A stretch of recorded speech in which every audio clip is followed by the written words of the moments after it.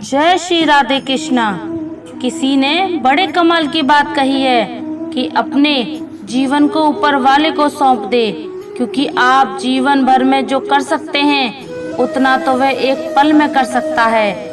एक छोटी सी कहानी। यह कहानी महाभारत के युद्ध की है। युद्ध के प्रारंभ होने से पहले युद्ध भूमि को तैयार किया जा रहा था।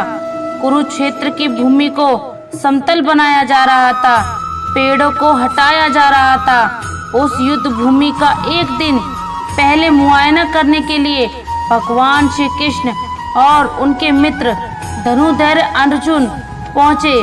वह मुआयना कर रहे थे, देख रहे थे तैयारी किस तरीके से चल रही है। तभी एक चिड़िया उड़ती आई और भगवान श्री कृष्ण के पास आकर के बोली कि भगवान, मुझसे क्या गलती हो गई कि मेरी दुनिया आपने उजाड़ दी। यहाँ युद्ध भूमि को तैयार किया जा रहा है, पेड़ों को गिराया जा रहा है। एक हाथी ने आकर के मेरा पेड़ गिरा दिया। मेरा घोंसला उस पर था। वह घोंसला गिर करके जमीन पर आ गया। उसमें नन्हे नन्हे बच्चे हैं। मेरी जान बचा लीजिए भगवान, अब सब कुछ आपके हवाले है। भगवान से कृष्ण ने कहा कि मैं इसमें क्या कर सकता हूँ, मैं तुम्हारी मदद नहीं कर सकता। ये तो नियति का पहिया है, समय का पहिया है, घूमता चला जाता है। इसमें मैं क्या कर सकता हूँ, बताओ। वह चिड़िया साहसी होकर के बोली कि भगवान, मुझे बस एक ही इजाजत दे दीजिए। भगवान ने कहा कि क्या इजाजत चाहिए? तो चिड़िया ने कहा कि भगवान, मैं आप पर विश्वास तो कर सकती हूँ न। भगवान ने हमारी भरी अगले दिन युद्ध शुरू हुआ और युद्ध की शुरुआत से पहले भगवान श्री कृष्ण ने अपने मित्र अर्जुन से कहा कि मुझे अपना धनुष और एक तीर दे दो, एक बाण दे दो। अर्जुन ने अपना धनुष सौंपने के लिए पहले पूछा कि केशव, आपने तो प्रतिज्ञा ली थी कि आप शस्त्र नहीं उठाएंगे। क्योंकि अर्जुन चौंक गया कि भगवान को शस्त्र क्यों उठाना पड़ रहा है, ऐसा क्या हो गया। तो भगवान श्री कृष्ण ने कहा कि वह सामने हाथी देख रहे हो, उस हाथी ने उस चिड़िया का घोंसला गिराया, उस पेड़ को नष्ट कर दिया जिस पर उस चिड़िया का घोंसला था। मुझे कुछ तो करना पड़ेगा। अर्जुन समझ गया। भगवान श्री कृष्ण ने धनुष लिया, एक तीर छोड़ा, लेकिन यह क्या, वह तीर जाकर के हाथी को लगा ही नहीं। उसके गले में जो घंटी लटकी थी उस पर जाकर के लगा और वह घंटी नीचे जमीन पर गिर गई। अर्जुन हंसने लगा और कहने लगा कि माधव, आपसे नहीं हो पाया, मुझे मौका दीजिए, 1 मिनट में उस हाथी को नष्ट कर दूंगा। भगवान ने कहा कि नहीं, हो गया, बस इतना काफी था। अर्जुन ने भी ज्यादा सवाल जवाब नहीं किया। फिर 18 दिन तक युद्ध चला और उसके बाद में जब पांडवों की जीत हुई तो एक बार फिर से उस मैदान को साफ किया जा रहा था, क्योंकि काफी युद्ध के बाद जो नुकसान हुआ था, बहुत सारा सामान वहां गिरा पड़ा था। साफ सफाई चल रही थी।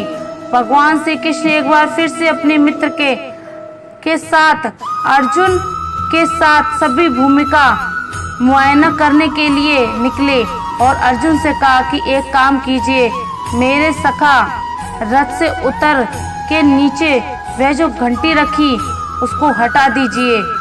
अर्जुन चौंक गया कि हमने युद्ध जीत लिया है, हम इतने महान बन चुके हैं और ये मुझे एक घंटी उठाने के लिए युद्ध भूमि की साफ सफाई करने के लिए कह रहे हैं। लेकिन जानता था भगवान है, कुछ भी कह सकते हैं।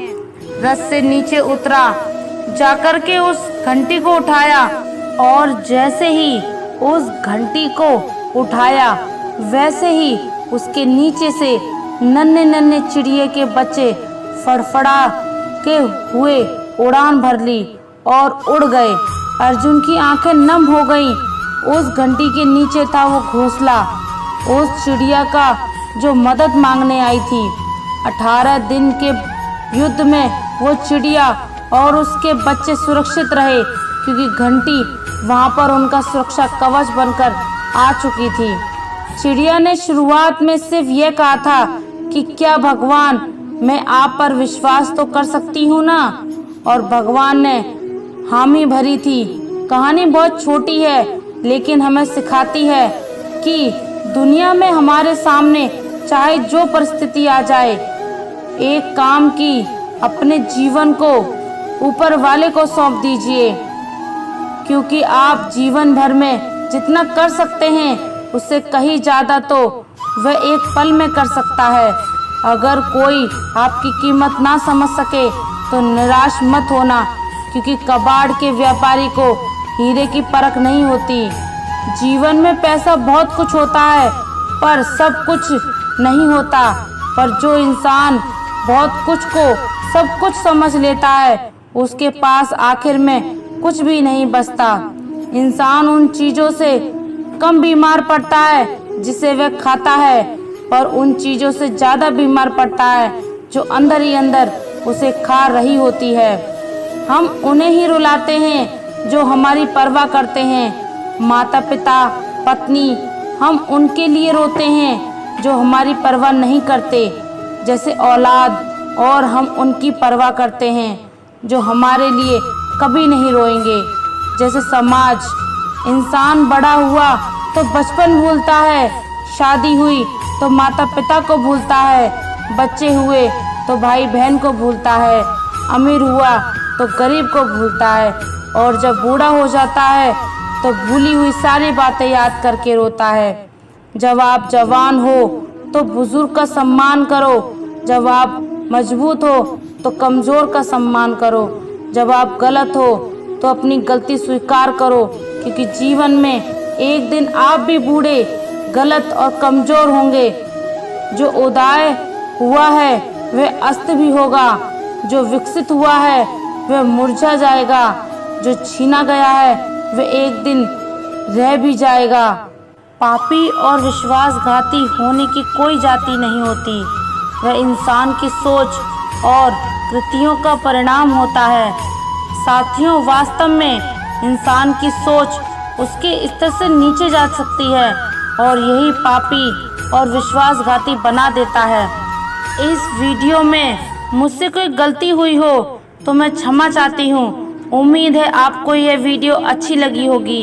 अगर आप भगवान श्री कृष्ण के सच्चे भक्त हैं तो चैनल को सब्सक्राइब और वीडियो को लाइक करके कमेंट में जय श्री राधे कृष्ण अवश्य लिख दीजिए।